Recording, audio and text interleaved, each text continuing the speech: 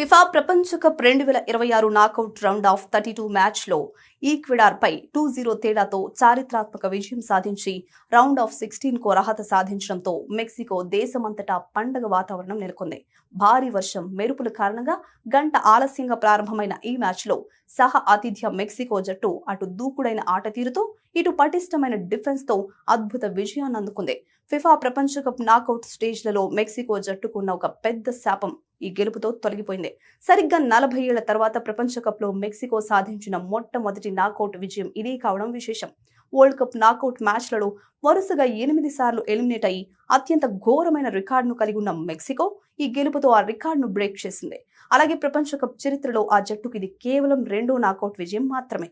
Match ప్రారంభం నుంచే Mexico తన పూర్తి ఆధిపత్యాన్ని ప్రదర్శించింది.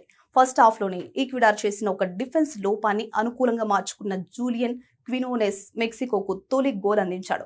ఆ తర్వాత కొద్దిసేపటికే వెటరన్ స్టార్ రౌల్ జిమెనెజ్ రెండో గోల్ కొట్టడంతో ఫస్ట్ హాఫ్ ముగిసేసరికి మెక్సికో 2-0తో ఆధిక్యంలోకి వెళ్లిపోయింది. ఇక సెకండ్ హాఫ్ లో ఈక్వెడార్ జట్టు ఎక్కువ సమయం బంతిని తన ఆధీనంలో ఉంచుకుని కంబ్యాక్ చేయడానికి ప్రయత్నించినప్పటికీ మెక్సికో డిఫెన్స్ మాత్రం లొంగలేదు.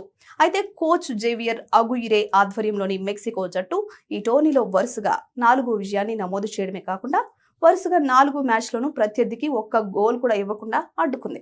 ప్రస్తుత వరల్డ్ కప్ లోనే అత్యంత ప్రమాదకరమైన జట్లలో ఒకటిగా మెక్సికో అవతరించింది.